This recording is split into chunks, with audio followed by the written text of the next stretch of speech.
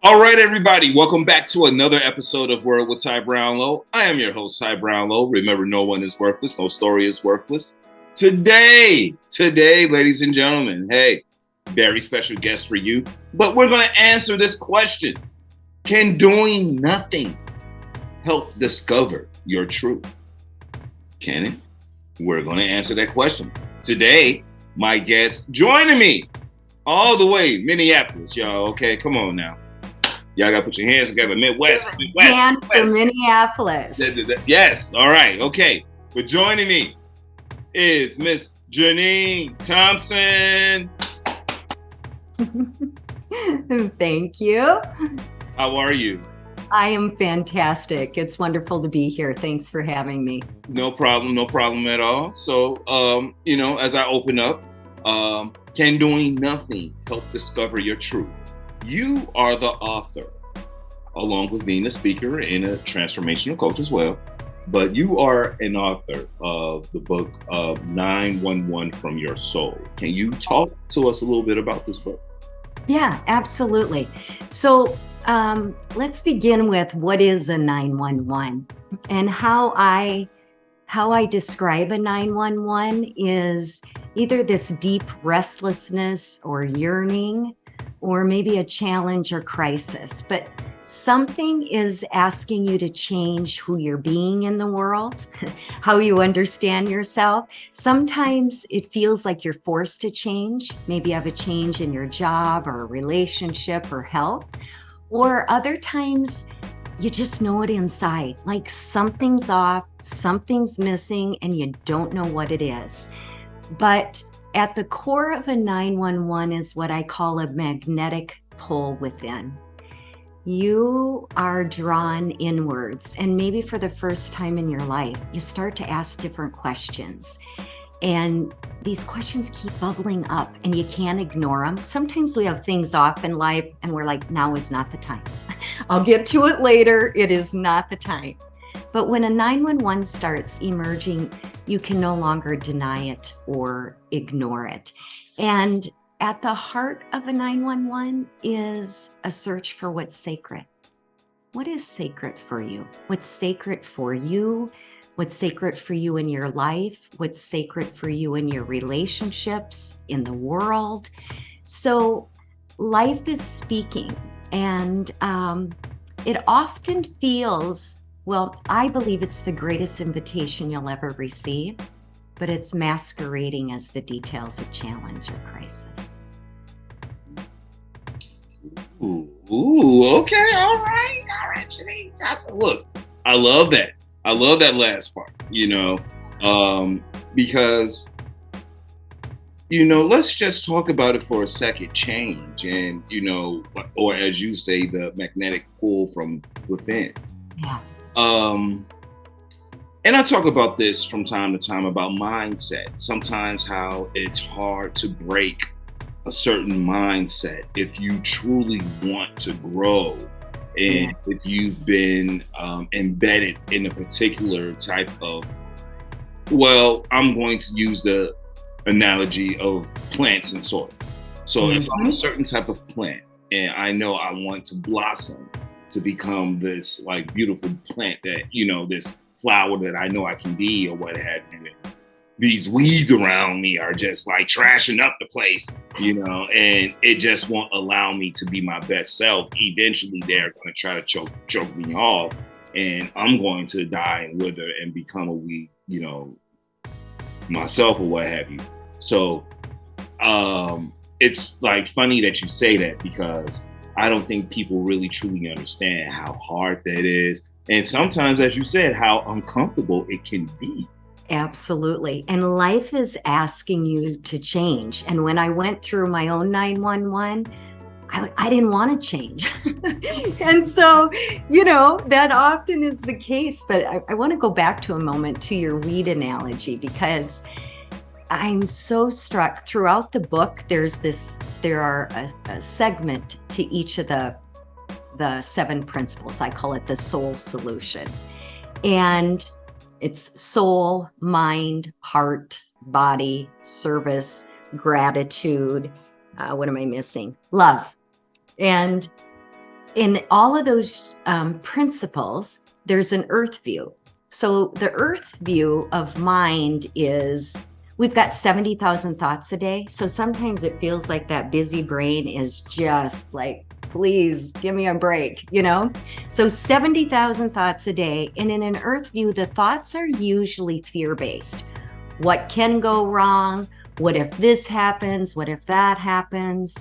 And then I contrast it to the soul view of mind. And the soul view of mind is always love.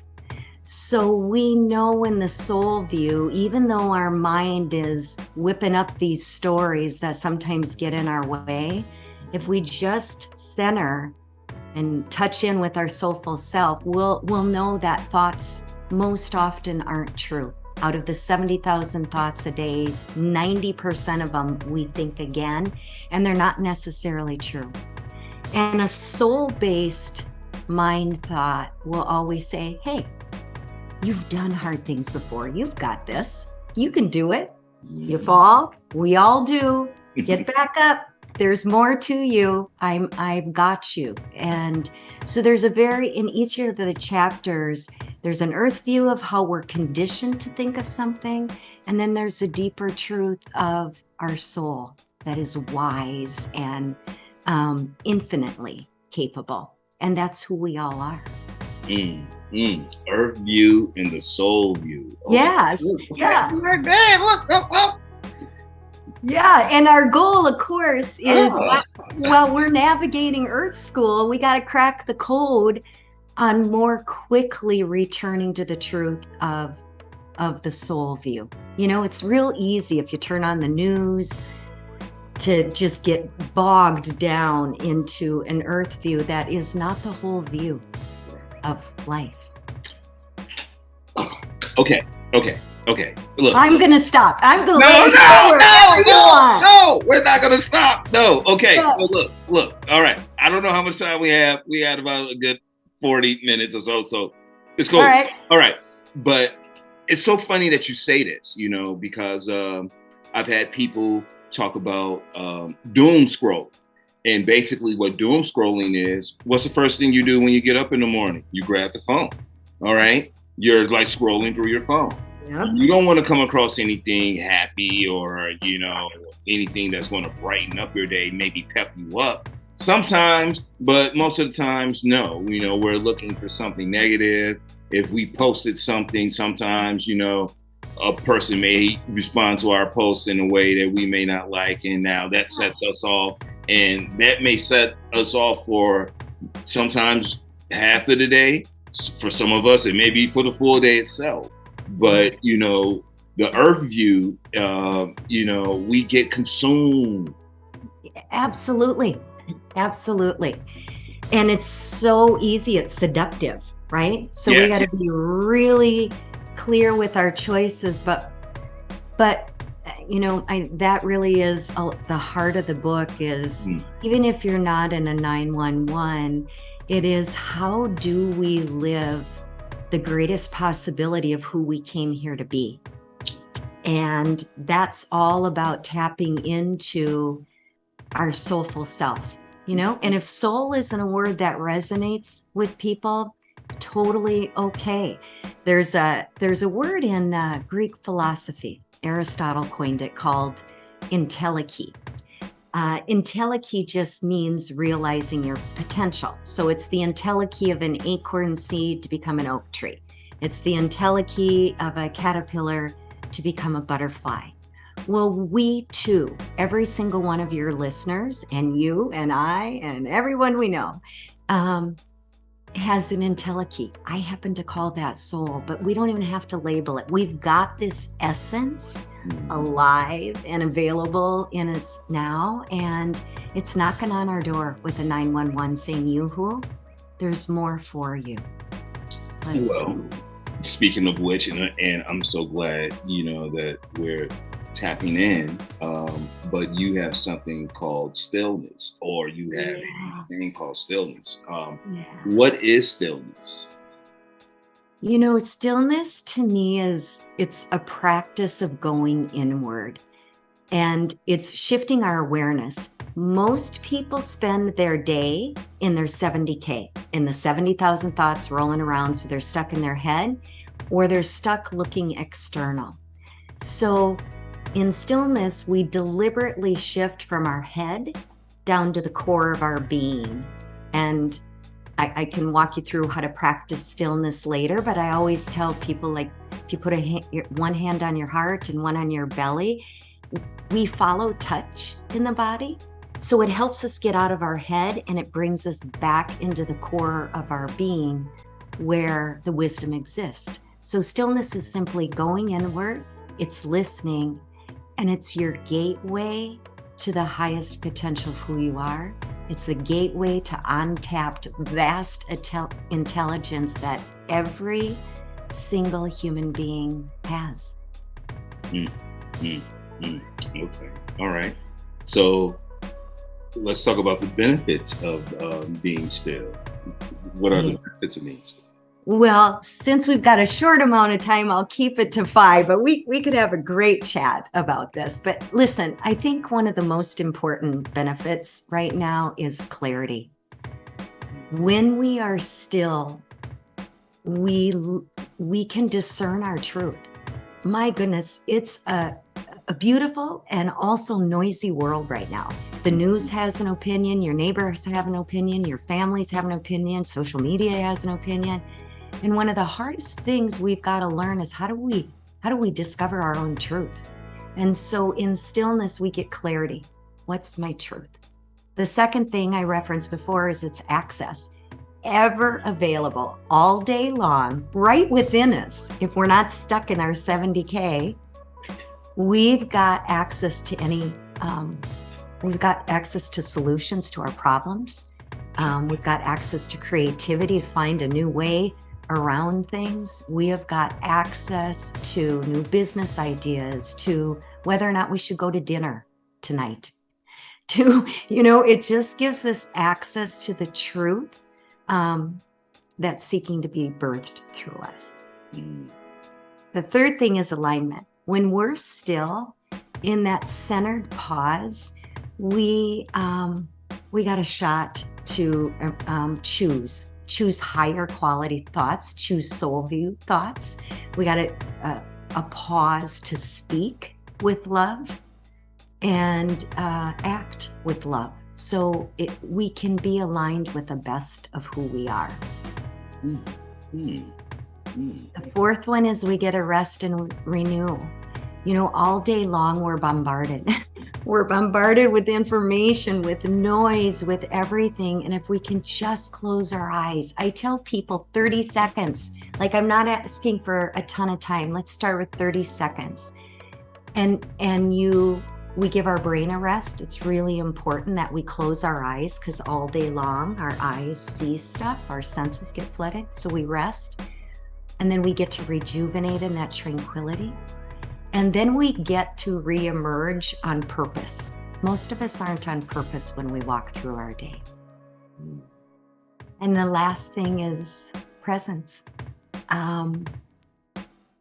The world needs presence right now. Our friends need our presence. Our family members need our presence. Strangers need our presence. And when you practice stillness, you learn to be present in the moment instead of stuck in your head, right? Because how many times have we even decided the outcome of a meeting or a phone call or a conversation with our loved one before we even picked up the phone to talk to them? They're going to say this, and this is going to happen. And we've got the whole script laid out. We've already got the arguments made. And it's like, nope, we're going to just be present in this moment. I see you. I hear you. I'm with you. Look, let me just say all of that,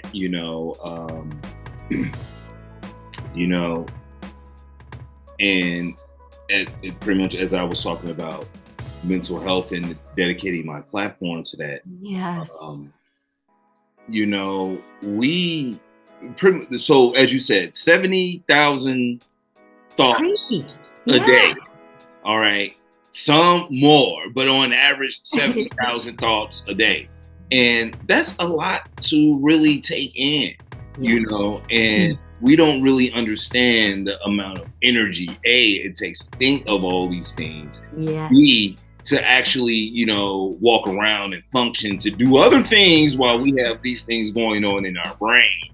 And, Yes. as you're, talking about being still, just like going inward, and having like that, you know, introspection, of yourself, of, Yeah. okay, what's going on. Maybe these are some things I can work on. Maybe, this would be a great idea, because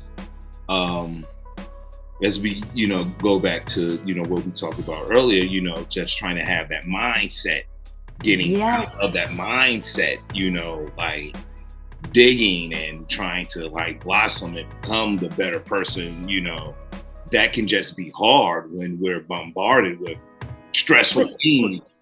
Yeah. Right. It's busy in our mind. It's busy and chaotic in the world. And the truth is, like, I was never taught to go inward. So this is a new journey, for most of my clients. And it was for me when I began. I was taught to go to best practices. I was taught to go to a conference to learn. I was taught to go to the expert to learn. We're taught to go out. Like, get this degree and then you'll be happy. Get this stuff and then you'll be happy. It's always external. And the beauty about stillness is it's time. It's time for us to recognize the inner genius within. And in such tiny, small increments a day, you don't have to go out all the time. You actually already know your answer within.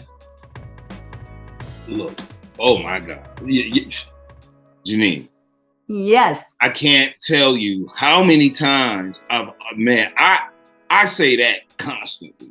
9 times out of 10, we have the answer to the question that we're asking. Yeah. Are we asking the question because of doubt, or are we really asking the question because we really want to know a different perspective? And if it's not a perspective that I'm really going to take to heart, then why am I asking this question? So, but it's so funny that you say that, because I am a firm believer in whatever you're about to say, the answer to it. Yeah, we do. And, I have an earth view, I got a soul view. My next section in the book is called The Beauty of the And. And the beauty of the and is, how do we traverse Earth School? I call this playground we live in, Earth School. And there's going to be a little bit of earth view, a little bit of soul view. How do we live our soul view more often? But there's always room for the beauty of the and. Listen, I'm a learner. I am insatiably curious. I always have mentors and coaches because I think that I'm better at who I am with my clients when I'm coached too. And so I go external as well. But I think the invitation is most of us rely on external too much.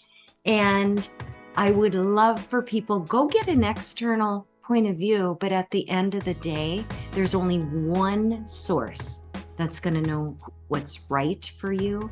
And that's actually, that amazing spiritual heart of yours that is super wise. It's your inner genius. And that's the only source that will know your truth. Woo, dropping these gems for y'all today. Okay, look, I love it. Okay. So now, as we were talking before we started, recording, you are a Reiki master, former registered yoga teacher as well. Mm-hmm. Can we just talk a little bit about how, your practice in Reiki and, these like things such as energies, go into, you creating something such as the 911 from your soul, and how like certain practices, can help with your daily, day to day if you're, experiencing anxiety or disruption. Absolutely. So listen, I get it. I think the universe had a really good giggle with me because many years ago, I was an evidence-based psychotherapist, which meant, when I treated obsessive compulsive disorder, panic disorders, anxiety disorders, etc. We had a research protocol, we had demonstrated outcomes, but it was by the book. It was already proven, 90% results, So I was by the book. So when my girlfriends decades ago would talk about Reiki or energy or yoga, I would just roll my eyes. And I thought, oh my goodness, this is absolutely ridiculous. Go to school, read a book, do something, but what's this invisible stuff you speak of? Well, that really was at the core of my 911 and how I got there, because my 911 happened when I had this enormously persistent restlessness, and something was off in my life, but I couldn't figure it out because the details of my life looked really good from the outside. I was Fortune 50 executive. I followed the success path and I had it. And I kept saying, Pumpkin, just be grateful. You've got a great life. You've got children that you couldn't love more. You got your health. Be grateful. The long and the short of it was I was called. I kept hearing these whispers, 3 a.m. in the morning, to leave my executive job. And I did. And I didn't have a plan. Excuse me. Got a little frog here. I didn't have a plan. So I'm an explorer. So I went out exploring, and my girlfriend, who had been asking me for forever to go to a yoga class, but I was always too busy. Now I wasn't working. I wasn't busy at all. And I finally went to a class, and the first day of class, the teacher looked at me and she said, someday you'll be teaching this class. And I thought, oh my goodness, I don't even know what these poses mean. I don't get this. I'm inflexible. My mind was racing the entire time. I was type A in an airplane 200,000 to 300,000 miles a year as an executive. So I thought there's no way.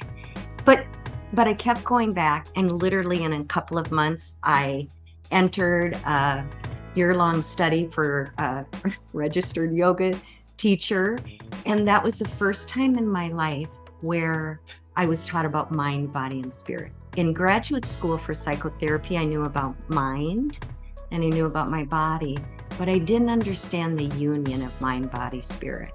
And then right after that, I started having a lot of experience with energy, and I became a Reiki master. And my 911 was because I was hiding out and playing small. I was a former executive who was a successful executive coach using traditional best practices. They came to me because I was well studied in best practices. I knew leadership development.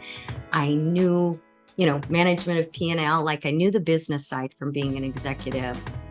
And that's what was expected. But now here I was, this coach who wanted to teach about energy and soul and the invisible potential available to us.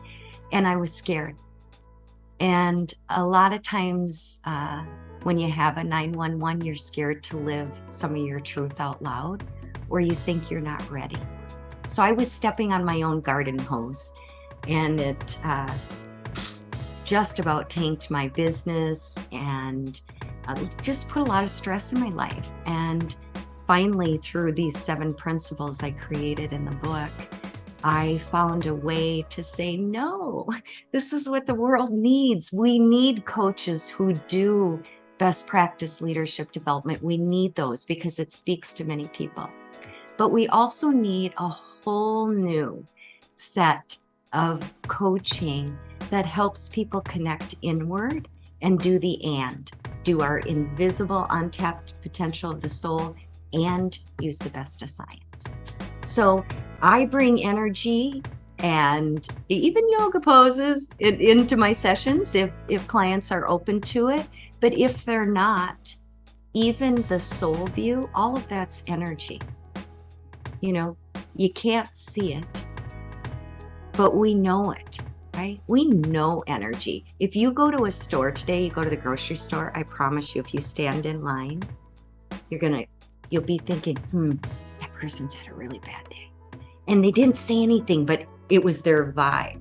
Or if you come home to a loved one and you say, how are you? And they go, fine. But everything about them says they are so not fine. Words said fine. No, they're racing around that. Like, we know vibe. So on the one level, we already trust it. I'm just asking you to take it a level further, because in stillness, like, a whole new world's going to open up to you.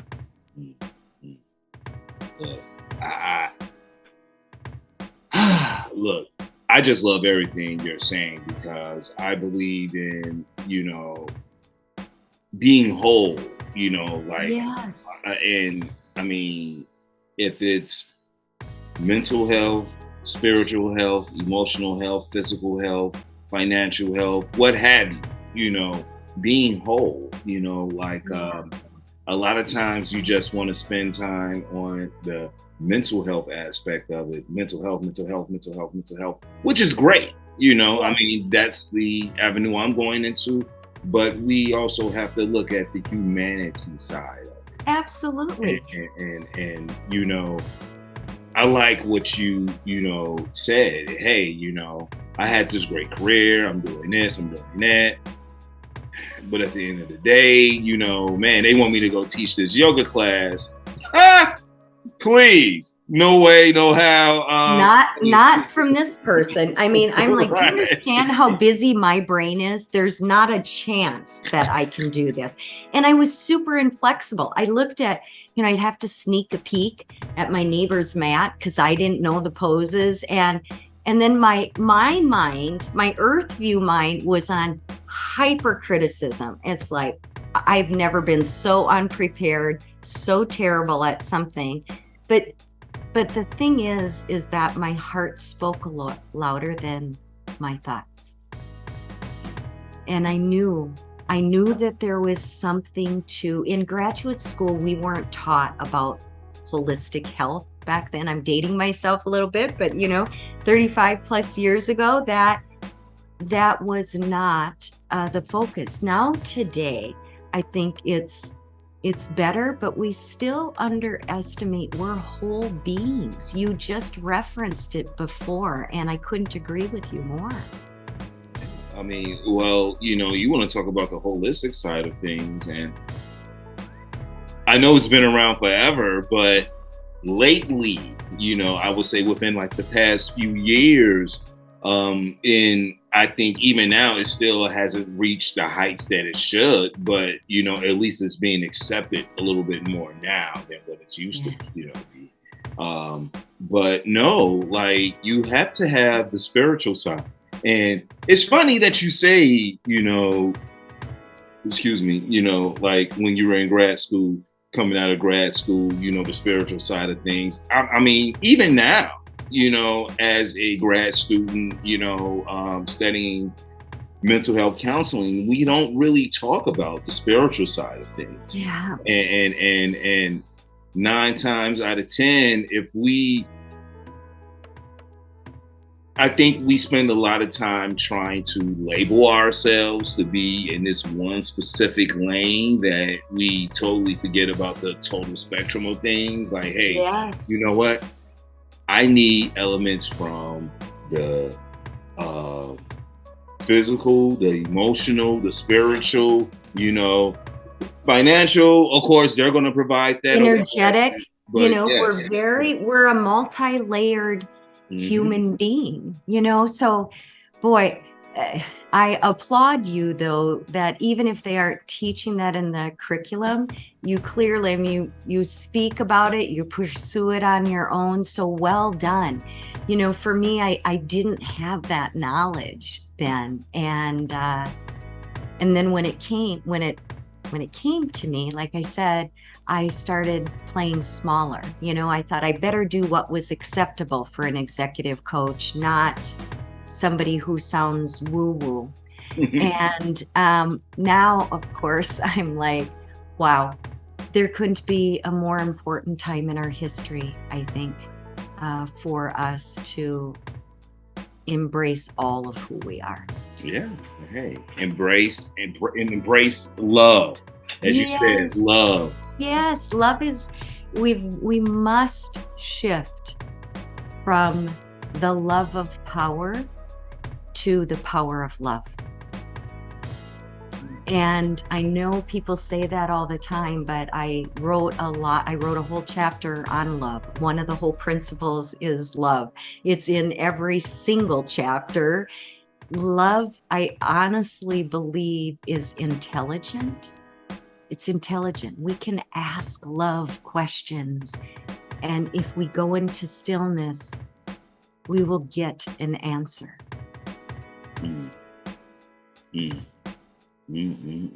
Stillness, y'all. I mean, it still comes back to that, and I don't know if I talked to you or even if I asked the question or if we covered, but creating stillness. How can someone create stillness? So there's a couple things. There's 6 very, very simple steps. First is just find a comfortable position. If you sit up, perfect. If you want to lay down, perfect. I don't get crazy on you must do it at 4 a.m. and do this and that. Just be comfortable. Close your eyes. Intend to still. So I literally, when you close your eyes, I just want you to say the words, I am still. I am still. And then bring your awareness, hand on your heart, one on your belly, and join your breath. Like deliberately feel the inhale, because that'll shift your awareness down to your core. So you'll feel your hands rise and you feel your hands fall. And that's all you need to do. We're just going to breathe. We're going to feel it. And I promise you, if your brain's like mine, it's going to go, yoo-hoo, get this at the grocery store. You're out of creamer. Do this, do that. And all I want you to do when that busy brain activates is say, noted, touch again, and just feel the breath. Like once you feel the breath, I'm breathing in, I'm breathing out, and then you listen. That's it. So we're going to get comfortable. We're going to close our eyes. We're going to intend to still. I am still. I am still. You're going to bring your attention to the core where all our wisdom resides. And then you're just going to feel the breath in your body, like feel it expand your body and just listen. Now, there's a couple of important things to remember, and you need to do this only for 30 seconds. If you're going to be resistant like I was like, whoa, there's not a chance I can do this for 30, this is ridiculous. And I'm like, 30 seconds. Let's just start with 30 seconds. Put a timer on your phone. And it doesn't matter if it's not still. Some days stillness isn't still. Some days, even for me, and I'm a big meditator, my brain is busy and I say noted 15 times and I just keep coming back. And it's okay.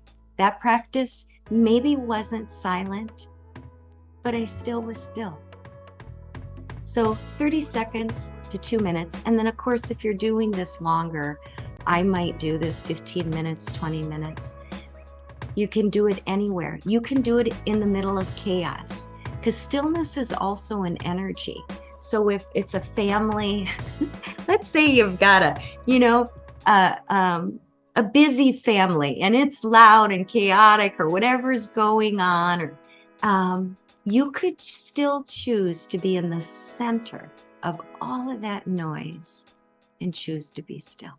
And just simply say, I'm still. I'm still.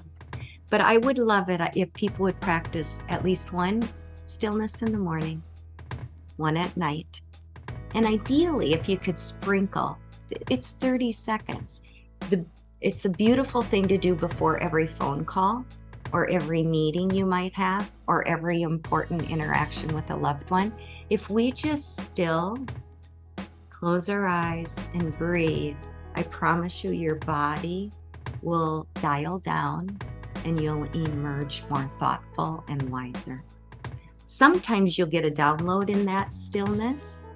Other times you're going to walk through the day and you're going to notice that life left you a love note. But you would have missed it before because you were in your head. But now you'll notice that life's actually walking with you. I love it. And you know, as you sit and I listen to you talk, you know, it's a great tool to use throughout the day for whatever profession you may have. It doesn't really matter. It doesn't. Non-stressful, you know, it's just good to take time to, you know, reload mentally. Yeah, for sure. So if we go back to those benefits of clarity or access or alignment or resting or presence, and there are more than that, you know, but boy, we will be better humans. I happen to think we're spiritual beings in a wonder suit, but you know, on the human side of us, we're gonna show up as better humans, but we're also, by the way, it's your gateway to learn how and what you came to be in this round of Earth School. All right. Okay. All right, people. Gems. All right. No, I mean, I love it. Hey, look, this has been, I mean, yes, we've been here speaking, but this has been a metaphysical conversation as far as I'm concerned, because yes, we've been here in the physical speaking, but just the whole vibe and the whole aura. It's the beauty of the end, right? That's where I work. We're going to work in physicality, what we know with our senses, what we see, hear, smell, taste, touch. We're going to work with the invisible. We do it every day. All of you on the call, or if you watch us on YouTube or however you find us, we work with energy every day. We feel it, you know, we sense it. And so we're going to work with the visible. We're going to work with the invisible. We're going to work with what we feel. And then we're going to work with what we perceive. Because a lot of times people, I got to ask you a question, Ty. Have you ever said, I knew it. I just knew it. Mm-hmm. Right? Yep. And I bet every single listener had a moment in their life where they later said, I knew it. Well, that knowing it was an invisible intuition. They knew that they should have turned right, even though the GPS said turn left, or maybe the whole team, or maybe their experts or their advisors said the smart thing for you to do is da da da da da, and you went, I don't think so, but you listened. Because we had no evidence. See, that's the thing with the invisible intelligence. We don't have proof in a moment. We have a knowing, but we don't have proof. So most people will trump it. They won't listen to it. And then later they go, knew it. Absolutely knew it. And so part of the stillness is stillness practices teach us how to listen inward to our inner genius. And over time, you'll learn how to trust the invisible intelligence of life that's right inside you. Come on. Talk to us now. Talk to us. No, I love it. I mean, I just love everything, you know, that you're sharing with us today, and, you know, just the whole aspect of it, and us just going on that emotional and metaphysical plane, you know, that we need, you know, a lot of times, you know, because as you said, 70K thoughts a day, just the weight of society itself, your Yes, life itself, absolutely. just bearing down on you, like you need to unplug mentally, spiritually, emotionally. And We need to revive, right? yes. Otherwise it starts to feel heavy, and we start to see what we look for. Mm, We always see what we look for, and if that 70K is looking for all the negative things, then we're going to start to energetically just feel bogged down and heavy, and like, how do I get through this, right? So stillness can be your way. It can be your oxygen. It can be a vital life force, as well as vital love and wisdom and intelligence to help you be today and also become tomorrow the best of who you are. Well, look, hey, ladies and gentlemen, be still. All right, that's just not something that people say, to get you to calm down. But be still. Like go inside, be introspective. Take a look inside, see how we can improve upon things that we may want and desire, or things that we're just having in our mind, we're just kicking around. Yeah. And 9 times out of 10, when we don't act on things, it's the self-doubt of others, that they have, pretty much put in ourselves. But For sure. For sure. But let me ask, if people want to get in contact with you, if they want a copy of your book or what have you, how can they do so? Where can they go? All right. Thanks for asking. You can find me at JeanineThompson.net. So JeanineThompson.net is where my website is. I just started on Instagram, so there's like 2 posts. So that may not be worth the trip right now. Website's probably the best place. And you can find my book at Amazon, Barnes and Noble. And if you have a favorite local place that you prefer to shop, ask them and they can get it. So you can support your local community and your own preferences. The book launches September 6th, and may it remind you of all you are. I am forever astonished at how powerful, how wise, how good, how much love we actually all are. I love it. I love it. I love it. Hey, look, I have enjoyed this conversation immensely. Just like the many levels that we've we've covered. Yeah, thanks for surfing with me. We're just hey, but look, we already started out on a certain note before you even push record. Anyway, but no, I have enjoyed you, and I would really, at some point in time, like to have you back as a guest again, on Work with Ty Brownlow. The doors to Work with Ty Brownlow are open to you. Oh, I'm sorry, there's a fly in here, but I would love to have you back as a guest. But before we even get into all that, the last question, the question that my show is known for, I have to present this to you. Jeanine Thompson, what is the one word that best describes you and why? Lighthouse. So it's my deepest intention when I wake up every morning and when before I fall asleep at night, that I'm a lighthouse of love for everyone that I touch. That hopefully there's something about my energy, even if I didn't speak, they walk by me and they're like, wow, there was some peace or calm.